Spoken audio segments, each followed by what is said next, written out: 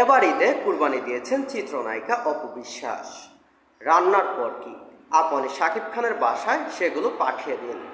অপু বিশ্বাস বললেন, না, সে আমার বাসায় আসে, কারণ ঈদের দিন প্রায় পুরো সময় আমরা ওর বাবার বাসায় থাকি।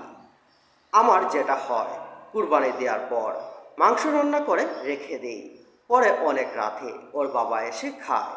মূলত কুরবানির পর রান্না করি, আর ঈদের দুপুরের খাওয়াটা সাধারণত সাকিবের বাসায় করতে হয়, কারণ সেখানে অনেক আয়োজন করা হয়। মাটির চুলায় রান্না করতে পছন্দ করেন অপু বিশ্বাস। অপু বিশ্বাস বললেন, আমি আসলে ওই ধরনের নেকামো করা নায়িকা না।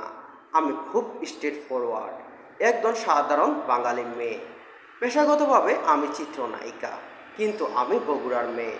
ছোট্টবেলায় দেখেছি আমার মা মাটির চুলায় রান্না করতেন, তখন আমাকে অনেক অনেক সাহায্য করতে হতো, তাই এসব কাজে আমি অভ্যস্ত। যেমন গত বছর মাংস কাটার সময় খেয়াল করিনি, আঙ্গুল কেটে গেছে, এই দুর্ঘটনা। তবে এসবের কাজের অভিজ্ঞতা আমার কাছে আছে।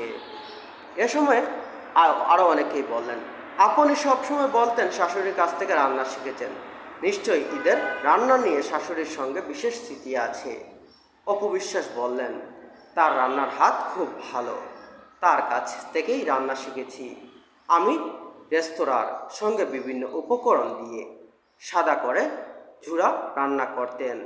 ঈদের 1, 2, 3 পর থেকে টানা প্রায় 1 সপ্তাহ সকালের নাস্তা ঝুরা মাংস খাওয়া হতো। বাইরে থেকে নান আনা হতো। আমি যেহেতু বাসায় লুচি বানাতে খুব এক্সপার্ট ছিলাম, তাই লুচি দিয়েও খাওয়া হতো। আর আরেকটি বিষয় রান্না ছিল নেহেরি। অনেক জায়গায় অনেক দোকানেই নেহেরি খেয়েছি, কিন্তু সাকিবের মায়ের হাতের রান্না